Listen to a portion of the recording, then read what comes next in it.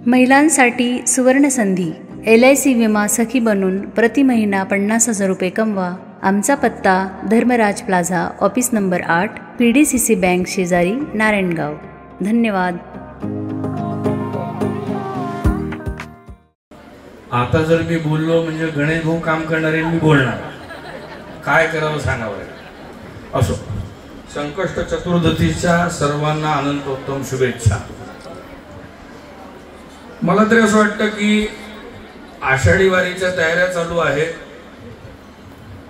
व्यस्तता आणि स्वस्तता भरपूर असते।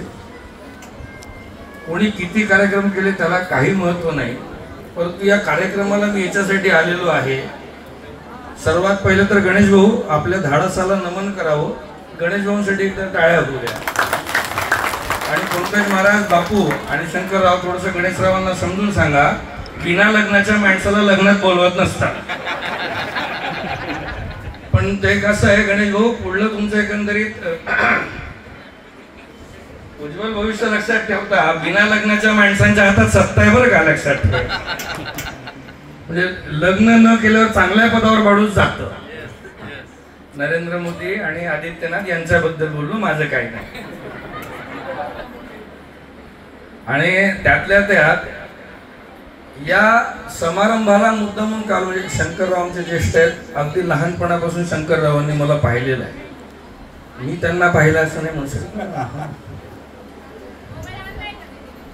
आणि लग्न समारंभ आहे, 5 जोडपे लग्न करतात आहे आणि ते दोनही जोडपे एकमेकांना पाहू शकत नाही। मला तरी असं वाटतं की ज्यांचे लग्न झाले आहेत त्यांनी यांच्याकडे परत एकदा पाहावं। लग्न करण्यासाठी, संसार चालण्यासाठी एकमेकांच्या रूपाची आवश्यकता नसते, दिसायची आवश्यकता नसते, तिथे फक्त प्रेम आणि मानसिकता पाहिजे। हे इथून शिकून जावं, नाहीतर मग हायच पॉन्ड्स। गणेश भाऊ, तुमच्या निमित्ताने इथे ओझरला मी पहिल्यांदा आलेलो आहे बरं का। काय माझा आणि गणपतीचा असा काही संबंध नाही। गणपती बुद्धीचा देवता आणि आपल्याजवळ नाही, खरं सांग, आपण महाराष्ट्रीयन फार नशीबवान आहोत। अंध हा शब्द काढत असताना म्हणजे आता कसं कार्यक्रम आहे तो नेमका अंधांचा कार्यक्रम आहे आणि बावळटांना बोलवलेला आहे। मी माझ्या बाबतीत बोलतोय बरं का। जो स्वतःवर विनोद करतो तो साधू असतो, जो दुसऱ्याचा विनोद करतो तो संसारी असतो, बरोबर। हा, थोडं पाचन शक्ती मोठी लागेल, मोदक खायचं ना संध्याकाळी, याला बुद्धी म्हणतात बरं का। खरा गणपती तो आहे की तुमची सोंड कुठे वळते त्याच्यावरून कान किती मोठे ते कळलं पाहिजे। श्रीमद ज्ञानेश्वरीमध्ये आणि श्रीमद भगवद्गीतेमध्ये जर आपण जाल, श्रीमद भगवद्गीतेची सुरुवात काय आहे? किती आंधळ्यात बघितलं का? शरीराने आंधळ असणं फार सोपं आहे हो। आपण फार बोलतो यांच्या बाबतीत। मला एक खरंच सांगा, सर्वांनी अगदी 10 मिनिटं जर समजा डोळ्यात कूस गेली तर माणूस विचलित होतो। अहो, घरातली लाईट जर गेली, सगळीकडे अंधार झाला, तर बायको पहिले म्हणते बाकीची गेली का तर बघा, आणि बाकीच्यांची जर गेली असेल तर बायको म्हणते चोकी।